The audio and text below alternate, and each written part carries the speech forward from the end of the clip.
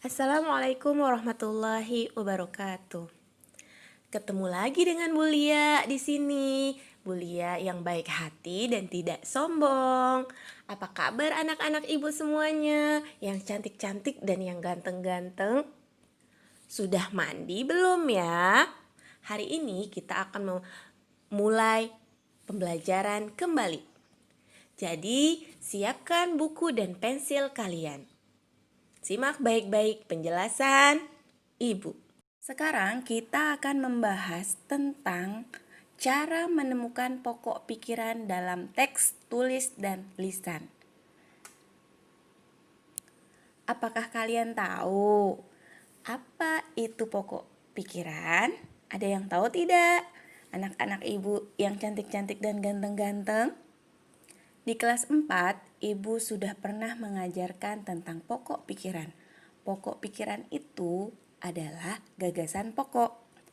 Atau pokok pikiran juga biasa kita kenal dengan ide pokok.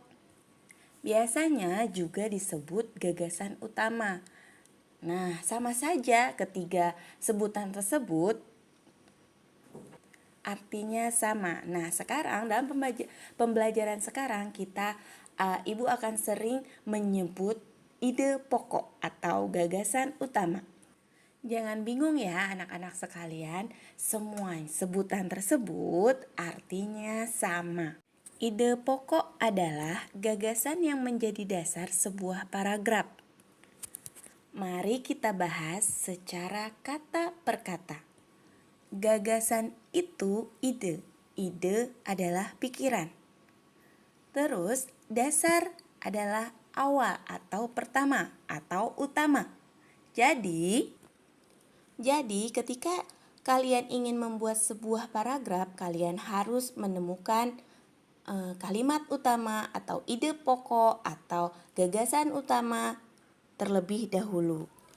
Dalam membuat sebuah paragraf, kalian harus menemukan ide pokoknya terlebih dahulu, lalu temukan ide pokoknya terlebih dahulu, lalu baru kita dapat membuat kalimat utama.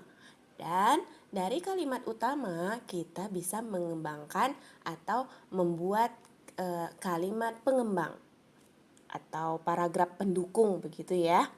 Kalimat pengembang atau kalimat pendukung. Kalimat pendukung itu bisa 1 kalimat, 2 kalimat, 3 kalimat. Nah, ada lebih dari 1. Nah, gabungan dari kalimat utama dan kalimat pengembang atau pendukung jadilah sebuah paragraf. Kita buat contohnya ya. Kita temukan ide pokoknya terlebih dahulu. Ide pokoknya adalah kesamaan organ gerak hewan dan manusia. Lalu ide pokok itu kita sajikan dalam sebuah kalimat utama, yaitu organ gerak hewan dan manusia memiliki kesamaan.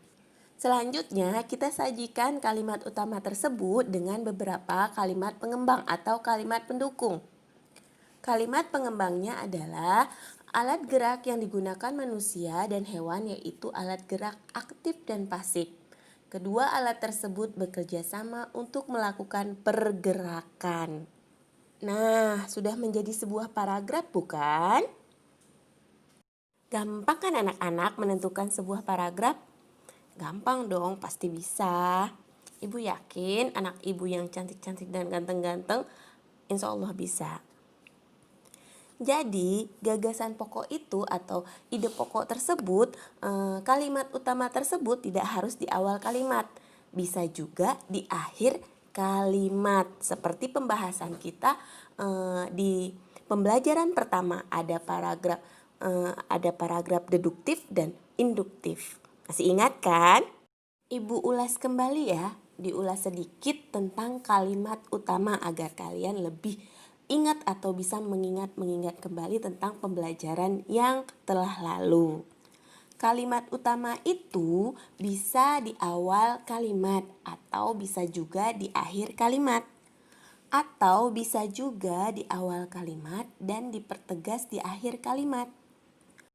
Buah paragraf yang mempunyai kalimat di awal kalimat disebut paragraf deduktif. Sedangkan paragraf yang mempunyai kalimat utama berada di akhir paragraf disebut paragraf deduktif. Dan untuk paragraf yang kalimat utamanya berada di awal dan dipertegas di akhir paragraf disebut paragraf campuran. Jadi paragraf itu bukan hanya dua saja, dua jenis paragraf, tetapi ada tiga paragraf. Nah, sebutannya ya maksudnya, jadi paragraf deduktif, induktif, dan paragraf campuran. Diingat ya. Ibu ulangi ya, jadi paragraf itu ada tiga jenis menurut letak kalimat utamanya. Yang pertama, paragraf deduktif. Paragraf deduktif adalah paragraf yang kalimat utamanya berada di awal paragraf. Paragraf deduktif adalah paragraf yang mempunyai kalimat utama berada di akhir paragraf. Sedangkan paragraf campuran adalah paragraf yang mempunyai kalimat utama berada di awal dan dipertegas di akhir paragraf. Nah, sekarang sudah paham kan cara menentukan paragraf tersebut? Sudah diperjelas dan diulangi sama ibu. Insya Allah anak-anak ibu sudah bisa mengerti dan memahami apa itu paragraf dan letaknya. Dipelajari kembali ya dan diulang-ulang di rumah agar tidak mudah lupa. Dalam menentukan sebuah gagasan utama atau ide pokok dalam sebuah paragraf, kita harus menemukan kalimat utamanya terlebih dahulu. Nah, kalimat utama tersebut terletak di awal, di akhir, atau di awal dan di akhir. Lalu, barulah kita bisa menemukan ide pokok atau gagasan utama dari sebuah teks bacaan. Ide pokok dapat ditemukan di dalam teks tertulis ataupun teks lisan. Misal dalam teks tertulis dalam sebuah bacaan atau dalam sebuah cerita. Kalau dalam teks lisan dalam sebuah wawancara. Intinya anak-anak sekalian harus banyak membaca. Dengan membaca kalian jadi banyak tahu. Dengan membaca kalian mengerti banyak hal. Dan membaca itu adalah jendela dunia, gudangnya ilmu. Jadi jangan malas-malas untuk membaca. Bacalah apa saja, cerita, buku cerita, bacaan, buku majalah, ataupun apalagi buku pelajaran sekolah. Harus banyak membaca. Di dalam teks lisan ada wawancara. Contohnya ya, sudah pernahkah kalian wawancara? Sudah dong, dulu di kelas 4 ibu pernah menugaskan kalian untuk mewawancarai guru-guru yang ada di sekolah. Benar tidak? Ingat kan? Ketika kalian akan melakukan wawancara, harus memperhatikan beberapa hal. Seperti tujuan wawancara tersebut untuk apa? Tujuan wawancara adalah untuk mendapatkan informasi yang tepat dari narasumber yang terpercaya. Jadi, langkah-langkahnya yang pertama adalah 1. Untuk menentukan narasumber, orang yang akan kita wawancara. Yang kedua, menentukan waktu dan tempat wawancara. Yang ketiga, menyusun pertanyaan. Yang keempat, mempersiapkan alat. Dan yang kelima, jika kita bersama teman-teman kita dalam melakukan wawancara, sebaiknya kita membagi tugas.